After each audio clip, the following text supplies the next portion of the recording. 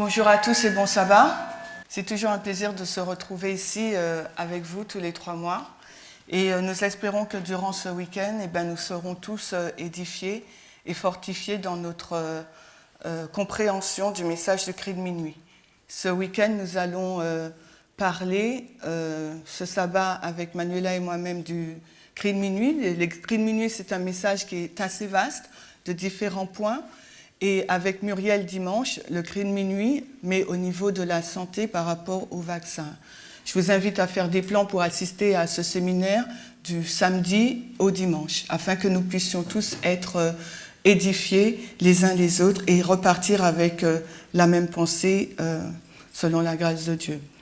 Lorsque le message du cri de minuit est arrivé, donc le 3 octobre 2018, ce message a été accepté dans sa majorité parce que, en fin de compte, lorsqu'il a été présenté et que la date du 9 novembre 2019 a été présentée, tout le monde pensait que le test était le 9 novembre 2019. Donc, on s'est dit que le test, c'est le 9 novembre 2019 et que le test, c'était sur la fixation du temps. Mais pour ceux qui étaient présents en juin dernier, nous avons, lorsque je présentais, je vous ai bien expliqué que la fixation du temps, donc la date du 9 novembre 2019, n'était pas notre test. Le test de la fixation du temps, c'était pour la dispensation précédente. La dispensation précédente qui court du 11 septembre à 2014. Et pour ceux qui se rappellent, j'avais expliqué ce qui s'était passé succinctement dans cette période-là. Donc la fixation du temps, c'était le test pour cette période-là. Non pas pour notre période. Mais lorsque le message du cri de minuit est arrivé en octobre, je mets 3-13 octobre 2018 en Arkansas, et puisqu'on a fixé une date, nous avons tous pensé que le test pour les prêtres, puisque ça marquait la fin du temps de grâce, était donc la fixation du temps. Mais lorsque ce message a été présenté, nous avons omis de comprendre qu'il s'agissait de 3 éléments. Qu'il s'agissait des 2 sources d'information, ce qui avait été présenté comme Fox News et CNN, une vraie source d'information qui nous permet de comprendre les événements externes qui sont en relation avec notre message interne prophétique, et Fox News, qui est donc on va dire un faux courant d'information qui nous empêche de comprendre ce qui se passe à l'extérieur et qui est à l'encontre de notre message prophétique. On a omis aussi de comprendre que le test portait également sur la race.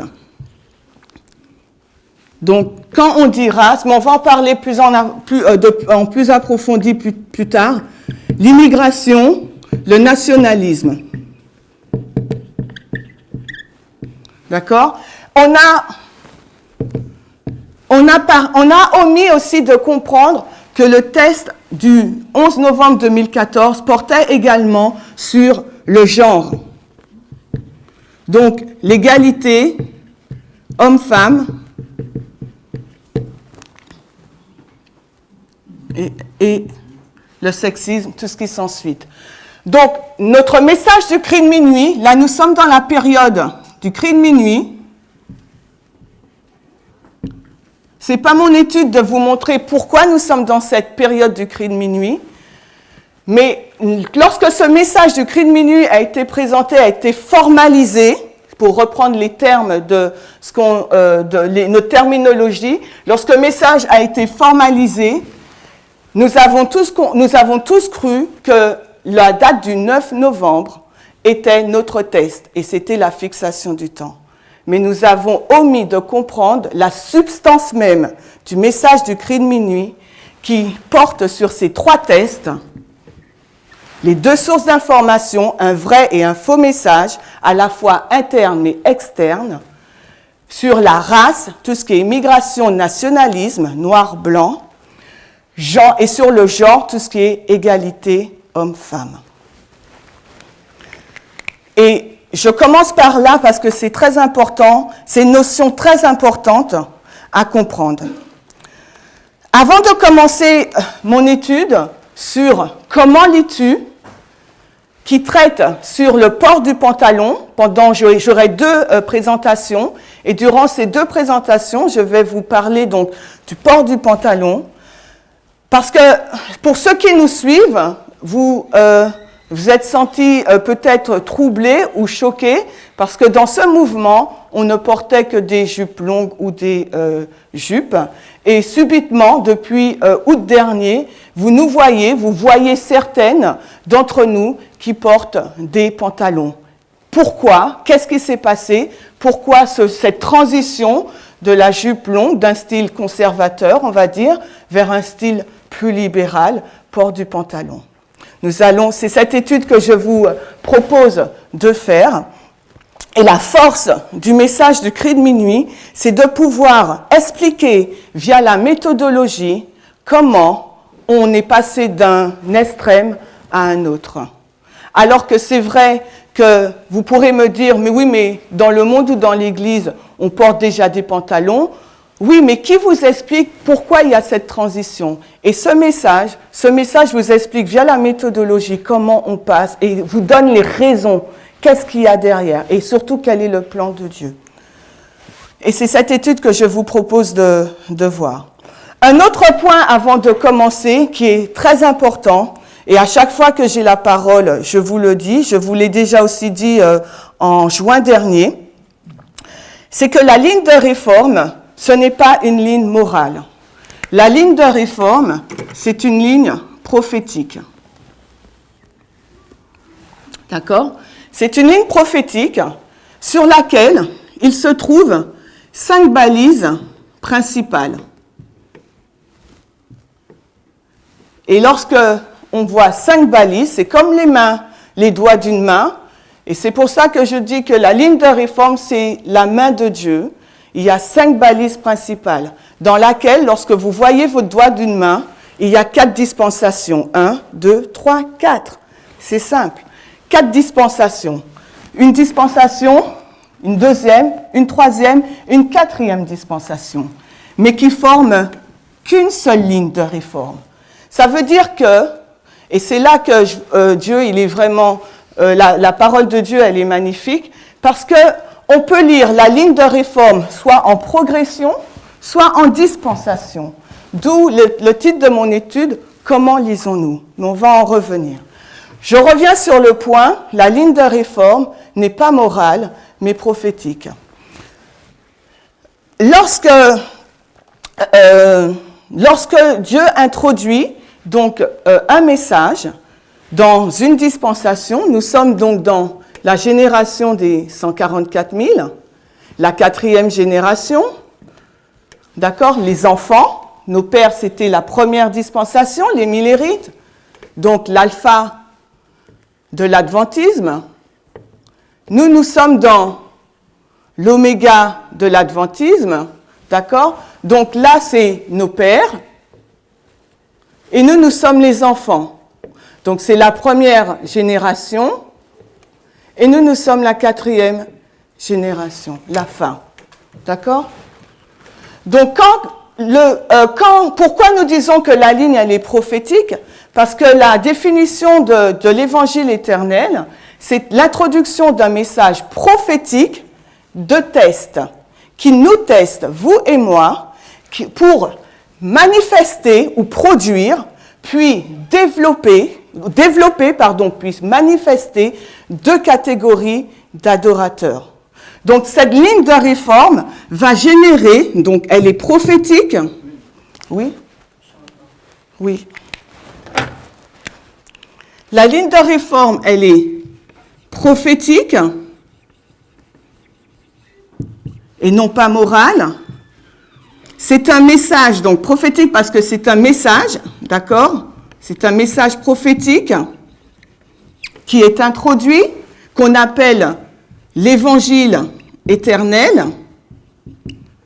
Ça nous montre le plan du salut.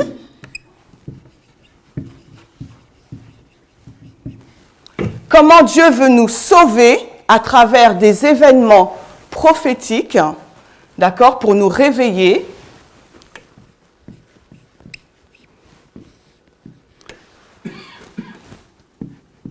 Je mets 1989, le temps de la fin, c'est une date que nous connaissons.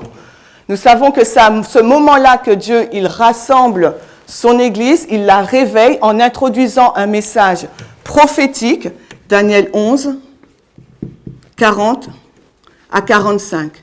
C'est ce message, pour chacun d'entre vous, qui vous a fait sortir de votre condition laodicéenne, qui vous a réveillé de votre état, pour entrer dans ce mouvement de réforme que Christ est en train de créer.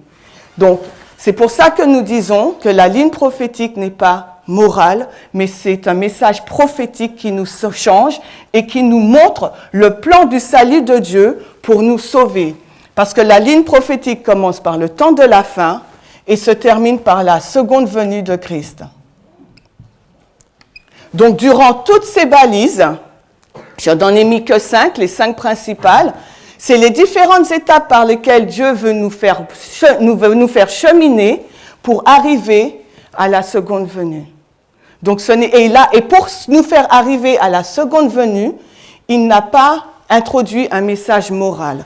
Juste pour vous rappeler, on va faire une comparaison, comparer et contraster, si vraiment la ligne de mes réformes est une ligne morale ou prophétique. Lorsque le message, donc là je mets prophétique, et en bas je vais mettre moral. Le message qui est arrivé en 1989, c'est Daniel 11, 40 à 45, c'est un message prophétique qui annonce la loi du dimanche, qui annonce que le peuple de Dieu va être renversé, qui annonce qu'il y a un conflit juste avant le retour de Christ. Donc, si on annonce ces choses-là, ça veut dire qu'on fait une prédiction, donc c'est prophétique. Donc, en 1989, le message, si on veut comparer avec la morale, le message qui nous a été donné, c'était pas un message qui nous disait donc d'être un bon adventiste. Ça, c'est de la morale.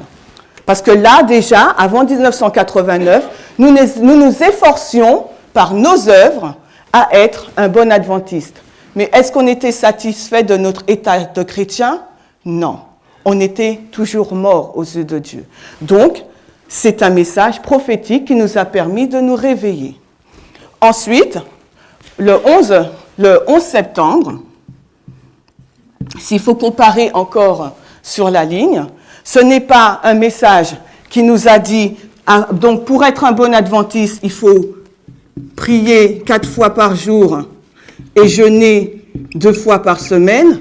Non, c'est un message qui nous a... Je peux effacer ça? C'est un message qui nous a dit, donc, l'islam.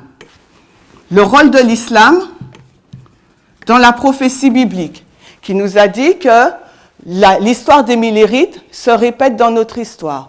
Donc, est-ce un message moral ou un message prophétique? Non, plus nous avancions, Dieu nous donnait des balises, des tests, puisque l'évangile éternel, c'est l'introduction d'un message prophétique de test, et nous étions testés sur ces vérités. Et ceux qui ont avancé ont continué, et ceux qui ont refusé sont partis. Ensuite, en 2009, donc je saute, en 2009, le message prophétique qui est arrivé, c'est les 2520. Toujours pareil, des personnes ont accepté, des personnes ont rejeté les 2520. Surtout que l'Église rejette les 2520. Donc maintenant, au niveau moral, on peut mettre un autre exemple. Est-ce que le message qui a été donné pour être un bon adventiste, est-ce que c'était donc payer ses dîmes?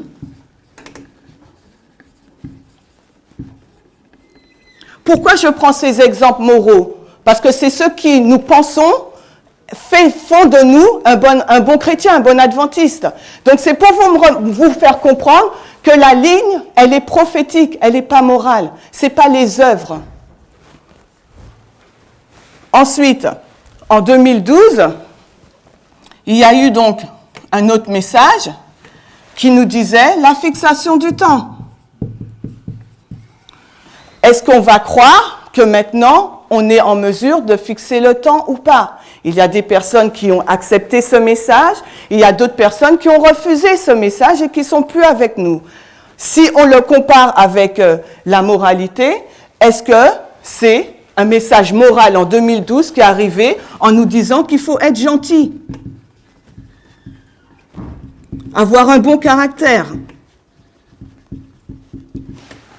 Non, le message prophétique que Dieu a introduit dans notre mouvement de réforme en 2012, c'est la fixation du temps. Et c'est ce qui a scindé le mouvement en deux, le rôle de l'évangile éternel.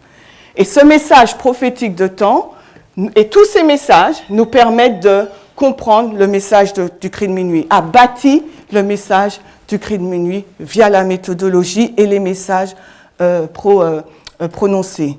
Ensuite, je vais sauter des dates. On arrive donc en 2018. Le message annoncé, ce sont ces trois-là que je viens de vous dire au niveau prophétique. Et ce message aussi, lorsqu'il est introduit, nous voyons aujourd'hui qu'il crée deux clans. Ceux qui acceptent les deux sources d'information, l'égalité, la race, et ceux qui rejettent. Maintenant, si on doit l'opposer avec la moralité, est-ce que c'est un message moral qui a été introduit, nous disant, par exemple, qu'il faut aller, pour être un beau chrétien, il faut aller à l'église tous les samedis. Donc, à vous de voir maintenant ce que vous croyez.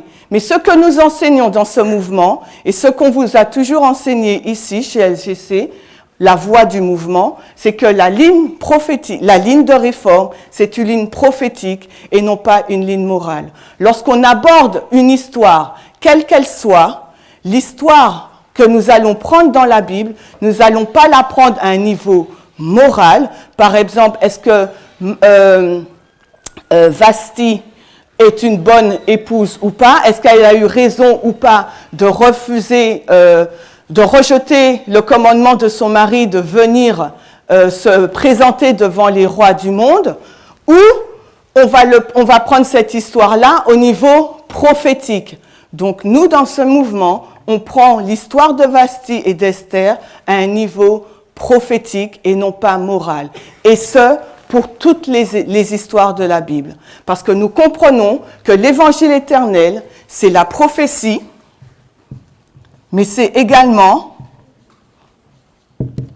la foi et c'est également les paraboles. Pourquoi je dis ça? Et ça, c'est la base même de ce mouvement, la base même de notre méthodologie et la base même du message du cri de minuit. La prophétie, c'est notre foi, c'est aussi les paraboles. Pourquoi? Je vais effacer parce que j'ai besoin de place. Pardon? Je peux tourner?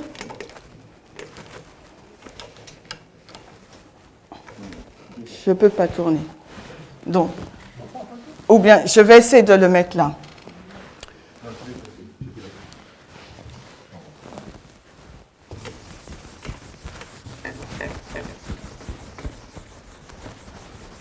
Ça ne passe pas bien.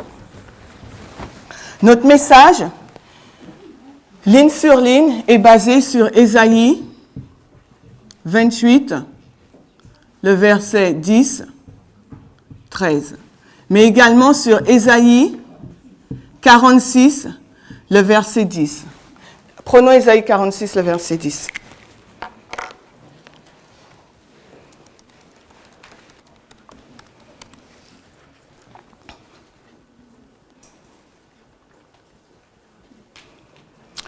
Déclarant la fin depuis le commencement et des temps anciens les choses qui n'ont pas encore été faites, disant, mon conseil tiendra et j'exécuterai tout mon bon plaisir. Dieu est en train de nous dire qu'il va, durant les temps anciens, donc c'est le passé, on va mettre temps ancien,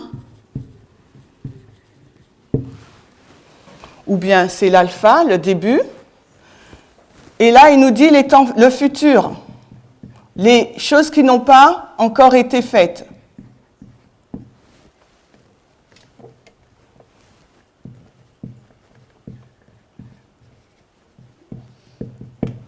Les choses qui n'ont pas encore été faites. Nous nous situons là en 2019. Comment va s'exercer notre foi selon Ésaïe 46, 10 et Ésaïe 28, 10 ou 13? Nous sommes là. Dieu nous dit, si tu veux savoir, on va dans cette direction, d'accord? Si tu veux savoir le futur, voilà comment tu exerces ta foi. Ta foi, c'est de regarder comment j'ai agi par le passé. Tu regardes comment j'ai agi par le passé. Et en regardant le passé, tu vas comprendre comment les choses se dérouleront dans le futur. Parce que je suis un Dieu qui ne change pas. J'annonce la fin par le commencement et les choses qui n'ont pas encore été. Comment il est dit le verset? J'annonce la fin depuis le commencement et des temps anciens les choses qui n'ont pas encore été faites. Donc répétition et élargissement et les temps anciens, donc les choses qui n'ont pas encore été faites. Donc et c'est là que est toute la force de la ligne de réforme, de cet enseignement ligne sur ligne, dans lequel on peut avoir foi. Parce que nous sommes là en 2019 et Dieu nous dit, tu te places dans le présent et pour savoir ce qui va se passer demain, dans le futur, tu regardes dans le passé. On peut le schématiser comme ça, mais on peut aussi le schématiser ligne sur ligne. Donc on prend l'histoire passée, par exemple l'histoire dont je vous ai parlé, là, des Millérites. Et on va prendre, et par rapport à cette histoire, on va savoir notre histoire. On va mettre les 144 000. Donc le futur. Et Ésaïe est en train de nous dire que c'est ça la foi. Ensuite, cette façon de voir les choses, on va y revenir plus tard. Mais je veux juste que vous puissiez comprendre en introduction que notre ligne, c'est une ligne prophétique, puisque c'est l'introduction d'un message prophétique de Thèse, l'évangile éternel, qui nous montre le plan de salut de Dieu, qui nous fait passer donc du temps de la fin pour qu'on arrive à sa seconde venue, pour qu'on puisse vivre dans le ciel avec lui. Ce n'est surtout pas un message moral qui nous a réveillés de notre condition laodicéenne en nous disant d'être un bon adventiste, etc., etc. Parce que pendant des années, avant d'avoir connu ce message, nous avons essayé de mettre toutes ces choses en place, toutes ces œuvres. Et pourtant, nous ne sommes pas satisfaits de notre condition. Maintenant, comment notre caractère est changé à travers ces messages prophétiques? L'esprit de prophétie nous dit, ce n'est pas notre problème. Nous devons juste marcher sur cette ligne qui représente Christ, cette lumière qui éclaire nos pas jusqu'à la seconde venue de Jésus, afin que nous ne soyons pas ignorants des choses qui vont arriver dans le futur. Et c'est l'œuvre du Saint-Esprit qui va produire ce changement en nous. Ce n'est pas donné à l'homme de le faire. Nous, notre part que Dieu nous demande de faire, c'est de suivre la lumière qui éclaire cette ligne de réforme et qui nous conduit jusqu'à la seconde venue de Christ. Amen. Amen. Amen. C'est vraiment la base pour pouvoir comprendre le sujet qu'on va introduire. J'espère que je n'ai pas été trop vite, mais c'est important. Je vais essayer de ne pas aller vite parce que c'est un sujet assez nouveau. C'est un sujet qui donne vraiment de l'urticaire à certains. C'est un sujet qui crée une division au sein même de ce mouvement, et c'est pour ça que j'aurais voulu prendre mon temps pour l'expliquer pas à pas. Si vous avez des questions, n'hésitez pas à me les donner après, et je vais essayer d'y répondre dans la deuxième partie. D'accord ? Mais je veux vraiment poser les bases. Et je sais que Manuela, par la suite, continuera à poser les bases. Ainsi que Muriel demain. Donc, maintenant, le port du pantalon, c'est, pour le comprendre, alors pour ceux qui me connaissent, vous savez que j'aime bien retourner dans l'histoire du mouvement, parce que j'estime que si nous appartenons à un mouvement, nous devrions comprendre comment ce mouvement il bouge, comment ce mouvement il évolue, et comment nous sommes passés à un point A à un point B. Rappelons-nous une chose, que le plan de Dieu ne change pas, et que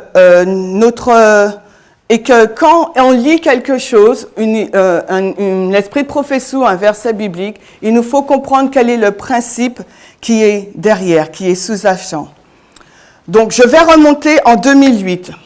Pourquoi je remonte en 2008 ? Parce que c'est à la date à laquelle je suis rentrée dans ce mouvement. 2008. Lorsque le message de Daniel 11, 40 à 45 a été introduit en France, dans l'église de Bagneux, par Jeff Peppinger, l'ancien Jeff Peppinger, la première chose qu'il nous a dit, c'est que la ligne des millérites, elle sera répétée dans notre génération, la génération des 144 000. Et l'événement qu'attend donc l'église adventiste, l'événement qu'attend l'église, oh, les marqueurs, ils ne fonctionnent pas bien.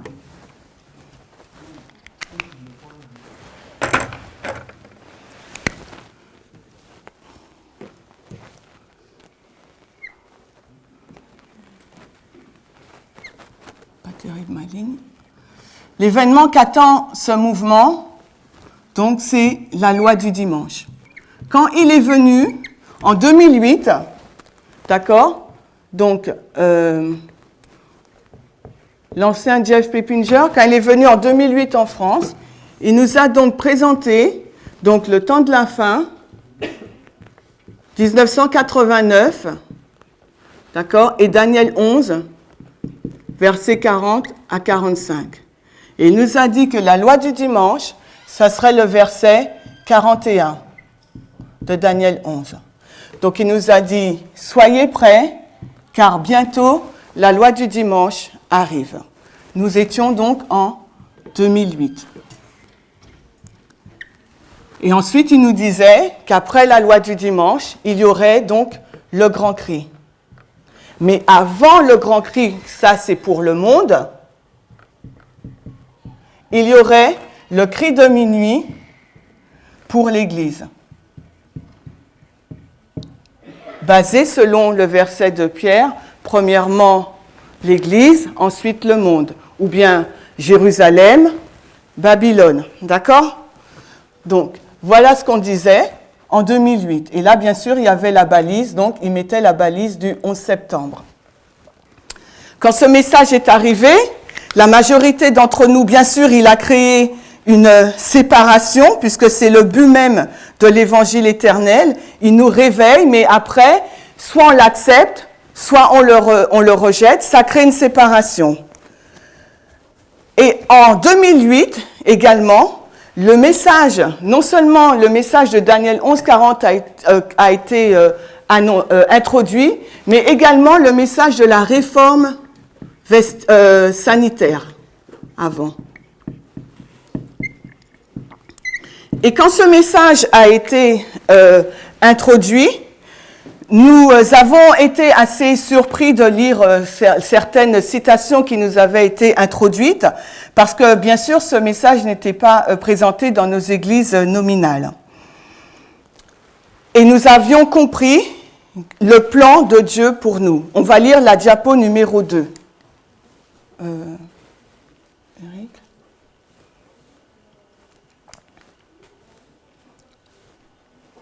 Alors, attendez un petit peu. La diapo numéro 2 nous montre donc le plan de Dieu pour nous. Donc, notez bien, elle nous dit dans CNA, donc Conseil pour la nutrition et les aliments, la page 96.4, « Il m'a été montré à maintes reprises que Dieu ramène son peuple à son plan originel. » Donc là, Ellen White, elle écrit en 84. Et ce qu'elle est en train de nous expliquer, d'accord, elle se trouve en 1884, donc dans son temps présent. Et elle nous dit que là, Dieu, alors qu'elle avance par là, vers la seconde venue de Christ, hein, n'oubliez pas, donc vers la nouvelle terre, là, pardon,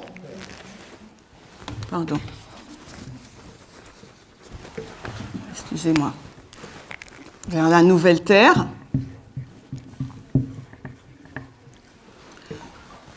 donc là, c'était la création de la terre, d'accord? Donc, elle veut nous dire que là, Dieu, il veut nous ramener à ce modèle-là. Donc, quel était ce modèle?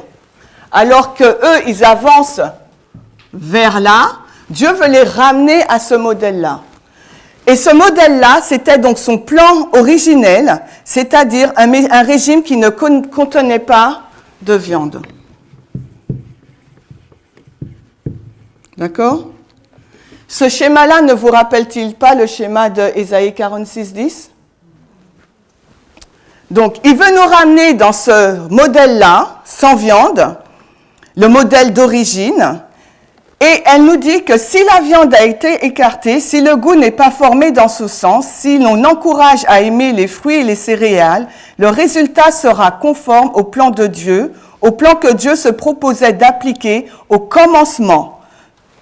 Donc, ça veut dire qu'elle est en 1884 et le plan original de Dieu, donc c'est un régime sans viande pour ramener son peuple dans le plan originel. Donc, ça signifie que lorsqu'on avance par là, le plan de Dieu, c'est de nous ramener vers ce plan-là, si on compare et un contraste. Donc, ça veut dire que quand on avance vers la Canaan céleste, on doit retourner vers le plan d'origine. C'est ça le but de Dieu. Le principe, c'est ça. OK? Donc, nous, lorsqu'on a compris ça, on a continué à fouiller et on va lire la citation 3. Elle nous dit que Adam et Ève ont succombé à un appétit immodéré. D'accord? Et le Christ est venu à résister à la sévère tentation de Satan, remportant la victoire sur l'appétit, montrant que l'homme peut vaincre lui aussi. Maintenant, une comparaison, de même qu'Adam succomba à l'appétit et perdit la bénédiction de l'Éden, de même, les enfants d'Adam peuvent, par le Christ, vaincre l'appétit et retrouver le jardin d'Éden en pratiquant la tempérance en toutes choses. Donc là, c'est un chiasme, mais on ne va pas le mettre parce que l'heure avance. Mais là, elle nous dit que la bénédiction, Dieu veut que nous retrouvons la bénédiction perdue. D'accord? Il veut qu'on la retrouve. Donc là, ça veut dire qu'à un certain moment, il y a eu donc une malédiction. OK? Compare et contraste. Mais que le plan de Dieu, c'est qu'on puisse être tempérant, donc on avance dans la tempérance, et que là, donc, il y a eu à un certain moment une intempérance, et qui a fait qu'on a perdu notre l'Éden. D'accord? Donc nous, quand on a compris cela, on s'est dit, comme on veut entrer dans le plan de Dieu, on comprend ce message de Daniel 11, 44 à 45, on va rentrer dans le plan de Dieu. D'accord? Mais aussi, ensuite, donc après 2008, le message de la réforme sanitaire, en 2010, arrive le message de la réforme vestimentaire. Et je sais qu'il y a des personnes ici présentes qui savent de quoi je parle. nous avons reçu la visite d'une personne des États-Unis pendant peut-être 2 mois environ, qui nous a enseigné la réforme vestimentaire. Et là aussi, ça a été un choc pour la majorité d'entre nous, parce que justement, on ne connaissait pas ces choses. Et lorsque ce message nous a été présenté, voici les citations qui nous ont été données. Nous avons fait une comparaison.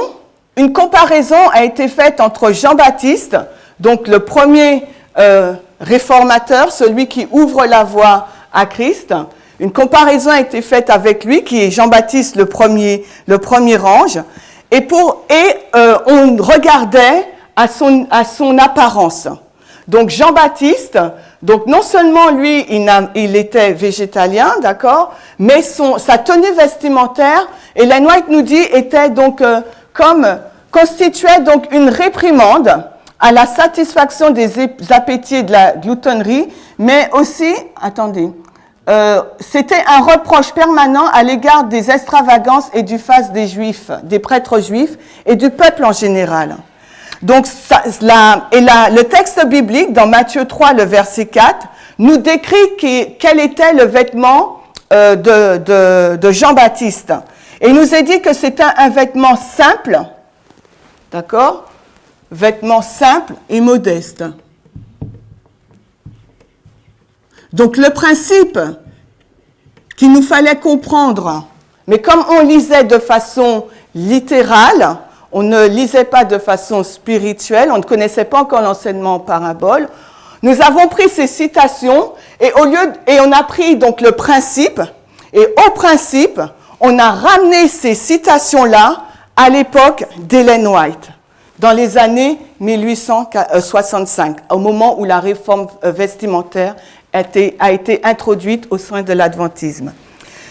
Mais comme notre désir, nous avions été réveillés par le message de Daniel 11, 40 à 45.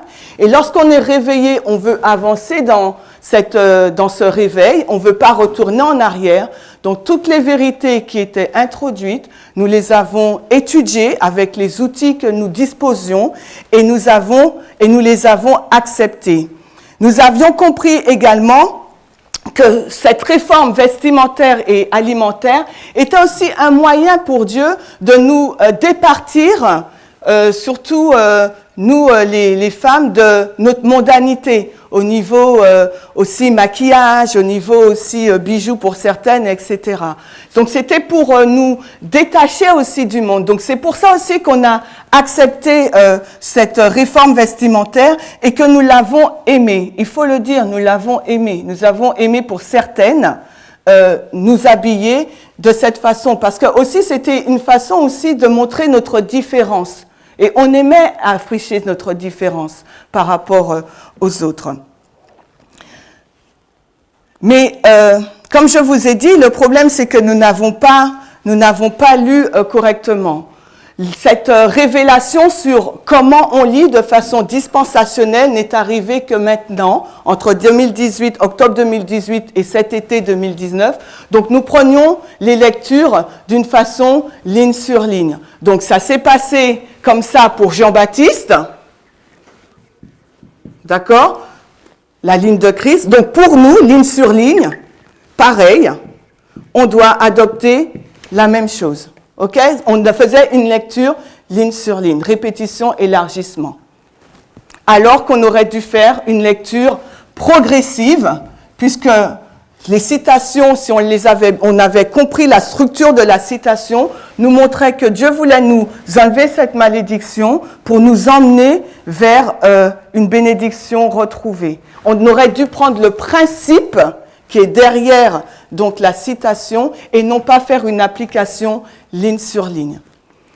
Après avoir montré les textes donc de Jean-Baptiste et les comparer ligne sur ligne avec notre dispensation des 144 000, le texte clé majeur qui a été introduit, c'est Deutéronome 22,5 que je vous invite à lire.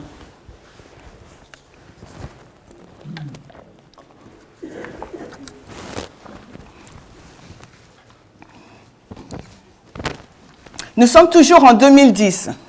En 2010, le verset qui a été introduit pour la réforme vestimentaire a été le verset de Deutéronome 22:5, qui a été vraiment nouveau pour nous. La majorité d'entre nous ne le connaissions pas. Il déclare qu'une femme ne portera pas ce que porte un homme et un homme ne se revêtira pas d'un vêtement de femme, car tous ceux qui font ainsi sont en abomination au Seigneur ton Dieu.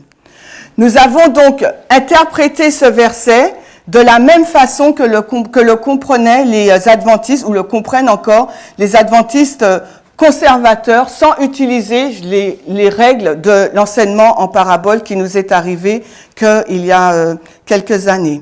Et nous avons compris, donc, la femme, tout de suite, nous avons compris que le vêtement de l'homme, c'est le pantalon. Donc, la femme ne doit pas porter le pantalon, puisque c'est une abomination aux yeux de Dieu. Et comme nous avions été réveillés par un message prophétique de test, nous voulions continuer à marcher dans cette lignée, et parce que nous voulions aussi être sauvés. Donc, toutes les réformes qui arrivaient, nous voulions les mettre en pratique, mais d'une façon aussi intellectuelle. Donc, nous avons étudié le sujet et nous les avons compris ligne sur ligne au lieu de les comprendre d'une façon progressive. Et donc, du coup, nous avons pas mis ce verset Deutéronome 22:5, nous l'avons pas mis dans le contexte, nous n'avons pas observé, nous n'avons pas interprété avant de pouvoir appliquer. Ce que nous avons fait, c'est que nous avons lu, puis nous avons appliqué. D'accord? Nous n'avons pas fait l'interprétation, et c'est l'interprétation qui nous manquait. Donc du coup, le seul problème avec cette citation, avec ce verset de Deutéronome 22:5, c'est qu'à l'époque, qu'est-ce qui se passait? Les hommes et les femmes, ils avaient la même tenue. Alors pourquoi aboutir automatiquement que ce qui est une abomination aux yeux de Dieu, c'est qu'une femme porte le pantalon?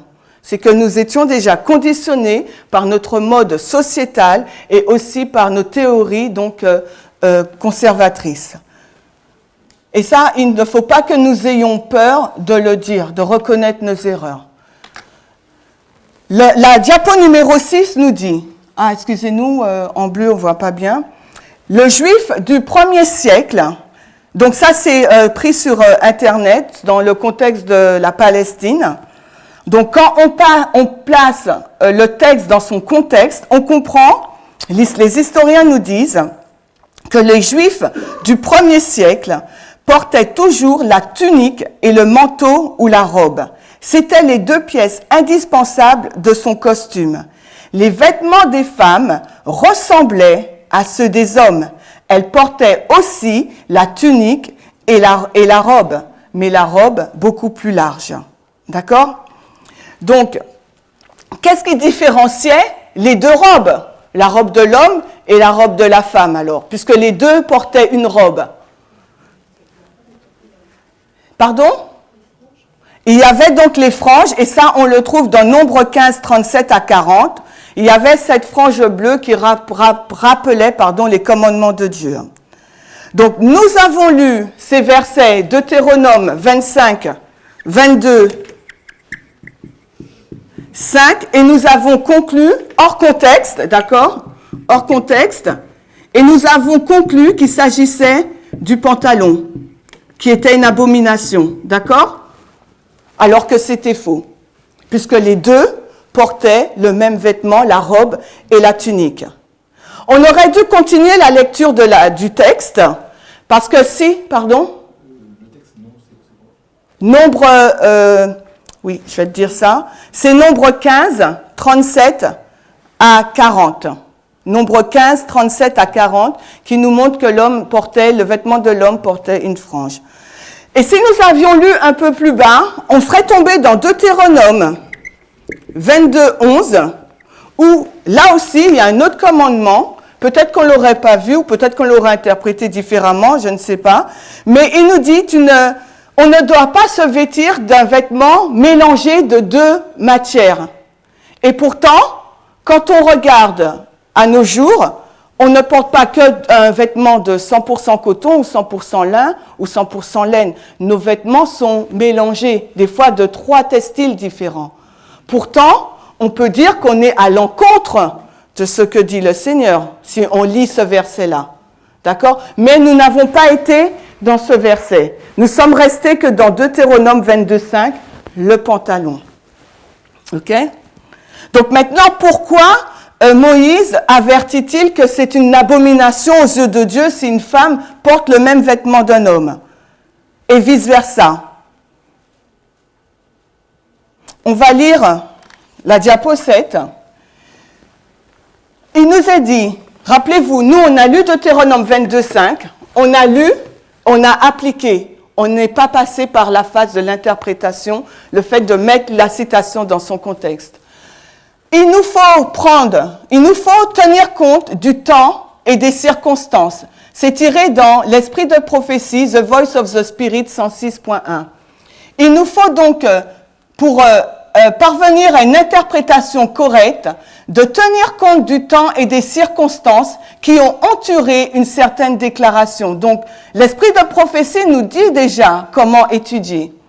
Parfois, certaines normes ou comportements ont été imposés, et c'est le cas pour le vêtement, sans tenir compte du contexte historique pour les interpréter correctement. OK? La citation qui suit, elle nous dit que certaines personnes prennent Deutéronome 22:5 et considèrent que cette affirmation est une preuve suffisante pour interdire à une femme chrétienne de porter un pantalon. On est toujours dans The Voice of the Spirit, la page 106. D'accord? Et pourtant, ils nous disent, cependant, le contexte historique de la déclaration montre que personne, ni les hommes, ni les femmes, ne portaient de pantalon à cette époque dans ces régions du monde. Donc, la question de Deutéronome 22:5, et l'esprit de prophétie est en train de nous dire qu'il s'agissait de quelque chose de beaucoup plus large et beaucoup plus sérieux que l'usage d'un pantalon. Nous, lorsque nous avons lu Deutéronome 22:5, nous l'avons pris hors contexte, nous avons déduit, interprété tout de suite qu'il s'agissait, l'abomination, c'était le port du pantalon, que Dieu ne voulait pas qu'une femme porte le pantalon, tandis que dans cette époque-là, les femmes, à la fois les hommes, portaient la robe, et nous avons dit que le pantalon, les femmes ne doivent pas porter de pantalon. Alors que l'esprit de prophétie nous dit que c'était un sujet beaucoup plus large et beaucoup plus sérieux que l'usage qu'un bout de toile. Donc, quel est donc ce principe beaucoup plus large et beaucoup plus sérieux que Dieu voulait véhiculer à travers Deutéronome 22:5? Je vous ramène aux citations qu'on a lues au départ, où Ellen White nous dit que Dieu veut que nous revenions à son plan originel. Alors que nous sommes, je vais mettre 2019, et que nous marchons vers la nouvelle terre, lorsque nous prenons ces citations de l'esprit de prophétie ou ces versets bibliques, Dieu veut nous informer que son plan originel veut être restauré. Quel était donc le plan originel de la création au début que Christ veut restaurer en chacun d'entre nous? Pardon? L'égalité. Pourquoi l'égalité? En Éden, l'homme et la femme, que portaient-ils? Pardon? Un vêtement de gloire.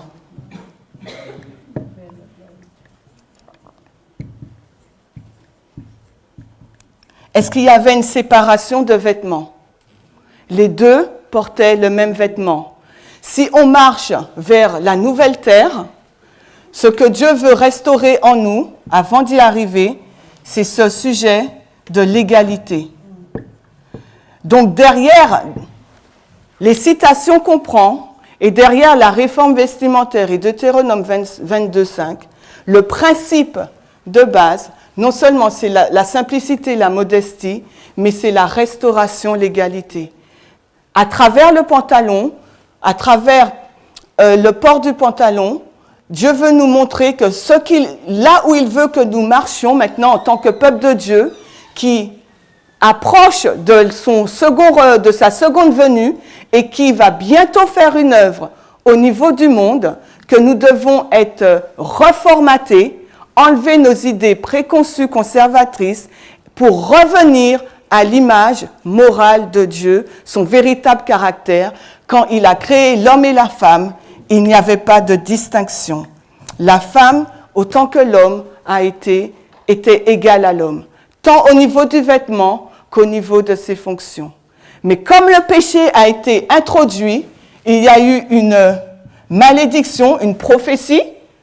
La prophétie, ça peut être aussi une malédiction, et qui a rendu la femme soumise. Parce que c'est ce que le verset nous dit dans la Genèse. Tu seras soumis, l'homme gouvernera sur toi. D'accord? Donc, mais maintenant, il veut enlever cette malédiction pour qu'on puisse retrouver la bénédiction perdue. Avant de retrouver la bénédiction perdue, il veut nous reformater, enlever, nous libérer des chaînes conservatrices dans lesquelles on a été enfermés depuis des mois, des semaines, des années, pour nous libérer. Parce que dans la période du message du cri de minuit, donc dans cette période où nous nous trouvons, 2014 à 2019,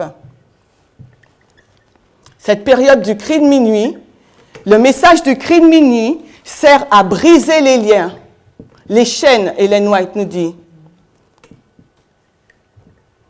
Donc briser les chaînes qui nous enferment. Dieu veut que nous sortons de notre idée fantaisiste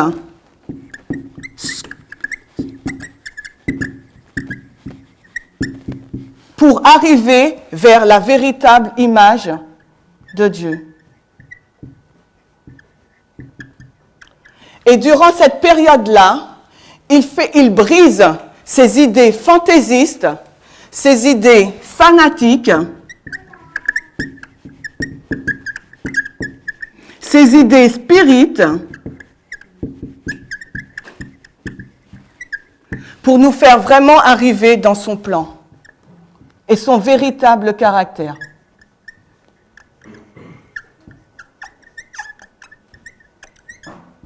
Et ça, c'est fait durant cette période-là. Il y a quelque chose qui m'a vraiment frappé lorsqu'on était au Camp Meeting international d'Allemagne en août dernier. Il y avait une famille qui, pendant des années, se couvrait la tête. Et quand elles ont entendu le message du cri de minuit, on a discuté avec elles, elles l'ont étudié, et avant la fin du Camp Meeting, elles ont enlevé leur chapeau qui couvrait leur tête. Et je leur ai demandé, mais pourquoi? Pourquoi? Qu'est-ce qui s'est passé? Et elles m'ont dit, c'est la force du message du cri de minuit. Le mari a compris qu'il enfermait sa femme dans des idées conservatrices et ce n'était pas le plan de Dieu qu'elle soit couverte ainsi. Et il l'a libérée, il lui a brisé les chaînes grâce au message du cri de minuit. Et cette femme, elle était libérée. Et non seulement cette femme, mais aussi cette jeune fille. Et j'ai trouvé ça beau. Et je me suis dit, c'est le plan, c'est cette beauté que Dieu veut mettre en place pour chacun d'entre nous, hommes et femmes, de nous faire sortir de ces schémas fantaisistes, fanatiques et spiritualistes pour qu'on puisse entrer dans le véritable plan de Dieu, son véritable caractère et être libéré, pour être restauré. Spiritualiste, ça peut être des fois, je reçois un songe, une vision, Dieu m'a parlé, et ça va à l'encontre du message du cri de minuit. Le spiritualisme, ça peut être tes pensées que tu places au-dessus de celles de Dieu. Donc, tant que tu places tes pensées, tes idées au-dessus de Dieu, peut-être qu'on ne fait pas attention, mais ça veut dire que c'est moi Dieu. C'est moi qu'enseigne Dieu. Mais pourtant, Dieu nous montre via la ligne, voici mon plan. Mais nous, on dit, non, mes idées vont à l'encontre, c'est ça. donc nos idées spiritualistes. Beaucoup n'acceptent pas ce plan d'égalité. Beaucoup n'acceptent pas le port du pantalon parce qu'ils ne veulent pas se débarrasser de leurs liens. Ils ne veulent pas comprendre ou ils ne voient pas encore. J'espère qu'ils ne voient pas encore ou qu'ils ne comprennent pas encore la beauté de la ligne de réforme et le plan de délivrance, le plan de salut que Dieu veut accorder à chacun d'entre nous. Il y a encore de l'espoir. Nous sommes on est en septembre, hein? Il reste moins de 2 mois. OK? On a moins de 2 mois. Donc l'échelle, c'est trop grand, hein, mon échelle. Je ne le fais pas échelle, mais on a encore moins de 2 mois pour laisser l'Esprit de Dieu briser nos chaînes, pour sortir de ce carcan fantaisiste et entrer dans le véritable plan de Dieu pour que nous puissions être restaurés. Amen. Et ça, c'est magnifique, je trouve. Et lorsque le sujet du port du pantalon est arrivé, plusieurs personnes, plusieurs jeunes filles, même adultes, ont été libérées parce qu'elles avaient du mal à porter, à vivre ces robes longues ou ces jupes longues. Donc, Dieu veut vraiment restaurer son peuple. Et il le fait d'une façon très simple, par le port du pantalon pour marquer un principe d'égalité. On va y revenir dans ma deuxième présentation. Là, nous sommes en 2010 quand ce message est arrivé. Et on aurait dû appliquer donc les conseils de l'esprit de prophétie pour comprendre qu'il s'agissait de quelque chose de beaucoup plus large et de beaucoup plus profond et sérieux qu'un simple bout de tissu qui crée une telle division parmi nous dans ce mouvement aujourd'hui. C'est incompréhensible, c'est inimaginable. Parce qu'on s'arrête sur nos pensées fanatiques et fantaisistes et conservatrices. On ne veut pas passer de conservateurs à libéraux. Donc maintenant, je voulais vous parler encore pour vous montrer que cette question d'égalité ne se trouve pas uniquement dans notre ligne de réforme interne, mais se trouve aussi, c'est un sujet qui est agité, il me reste 3 minutes. On va prendre la diapo.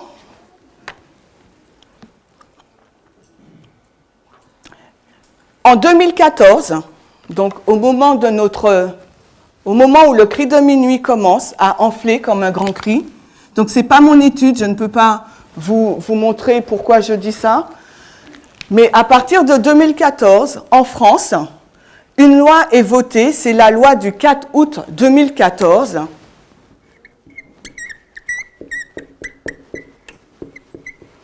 une loi est votée, donc sous la présidence de François Hollande, pour combattre les inégalités entre hommes et femmes.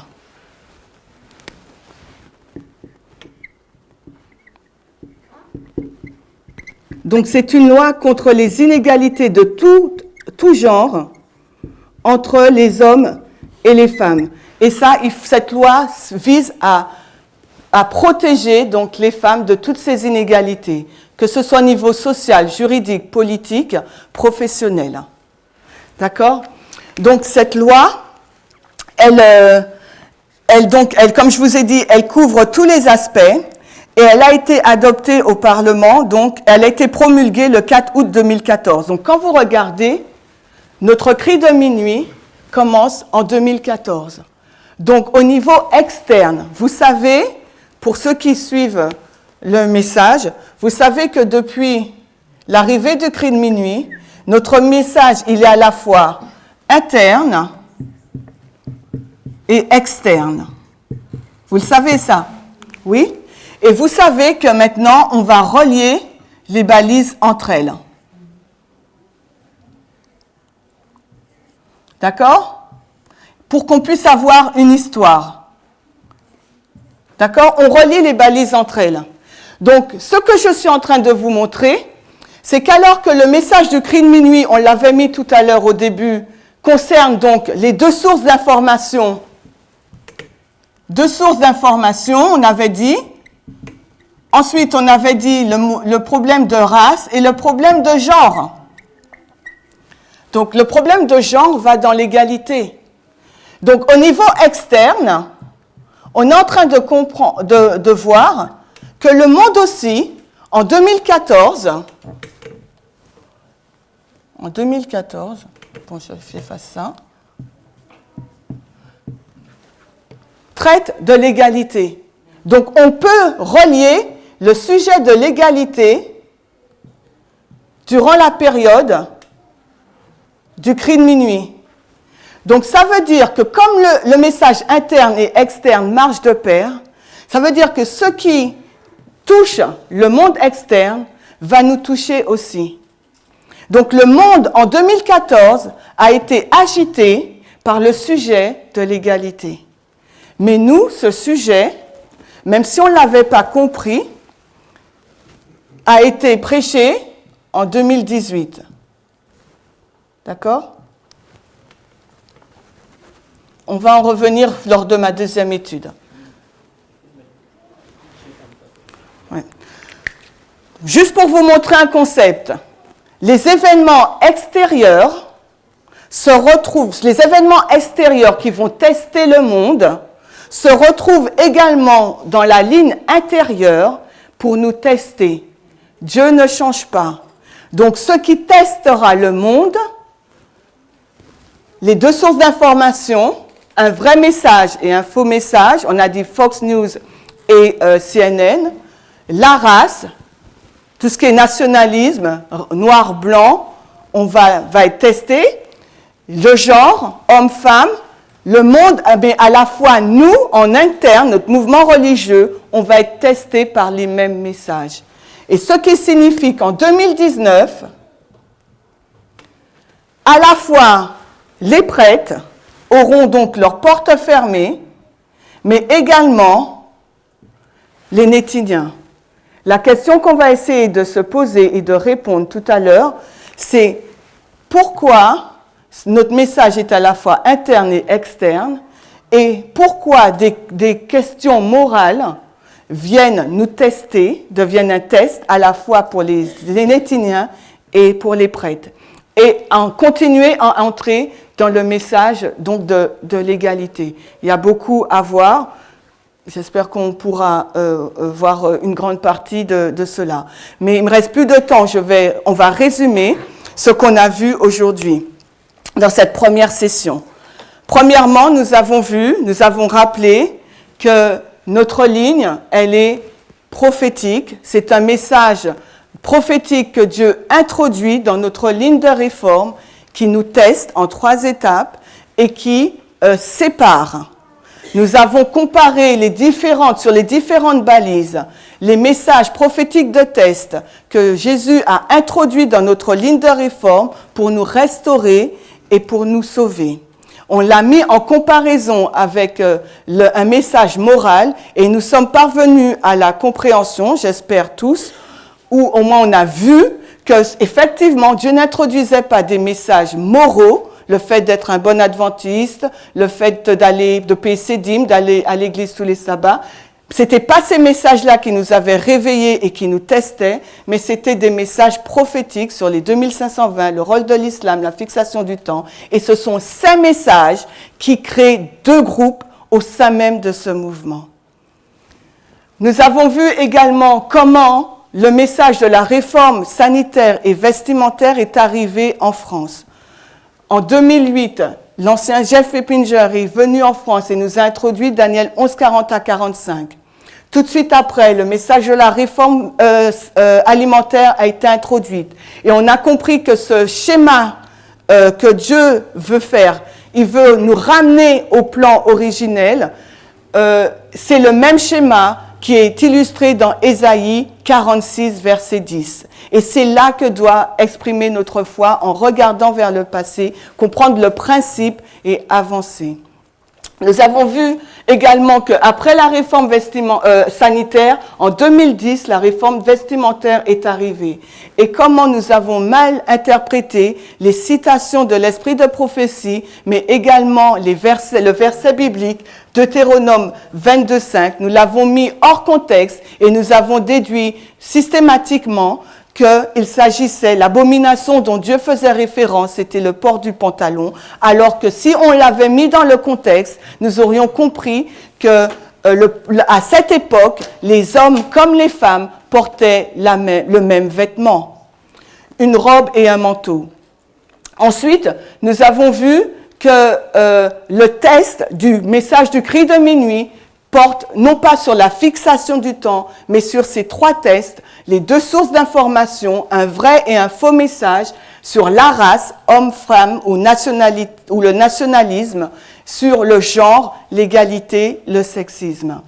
Et on a compris que si on avait placé correctement ce verset de Deutéronome 22:5, si nous ne l'avions pas mis ligne sur ligne, mais si nous avions eu une lecture progressive pour comprendre selon le schéma de Ésaïe 46:10 que Dieu veut nous amener à progresser vers la nouvelle terre et pour nous remettre en place son plan d'origine, l'égalité entre hommes et femmes, pour qu'on puisse retrouver cette bénédiction perdue, l'Éden, on aurait mieux compris ces versets-là et nous aurons eu une lecture progressive et non pas ligne sur ligne. Nous n'aurons pas fait Jean-Baptiste 144 000 comme cela, mais nous aurons fait progressive. Je vous invite à vous mettre à genoux, on prendra la suite après le lunch. Avec moi. Bon Père Céleste, nous voudrions te remercier pour la vie, la santé, te remercier de toutes ces nouvelles lumières et vérités que tu introduis au sein de ton peuple afin de pouvoir nous restaurer à ton image. Nous te remercions parce que tu veux briser nos chaînes, tu veux briser nos liens fanatiques, nos liens fantaisistes. Tu veux vraiment que nous puissions te refléter avec le véritable caractère et non pas avec l'image de ce caractère que nous avons moulé de toi. Mais Seigneur, merci pour cette œuvre fantastique et extraordinaire que tu souhaites faire avec nous. Merci pour ces tests que tu nous donnes, aussi au premier abord qui sembleraient vraiment inoffensives, vraiment inadéquats, mais qui révèlent fortement ce que nous avons au fond de notre cœur. Merci vraiment de nous restaurer à ton image et que nous puissions faire la démarche nécessaire de pouvoir étudier, comprendre ton message, partager avec les uns les autres et pouvoir nous tenir sur le bon chemin. Nous te remercions et te demandons de continuer d'être avec chacun d'entre nous ici présents et aussi les enfants et les jeunes. Au nom de Jésus, nous t'avons prié. Amen.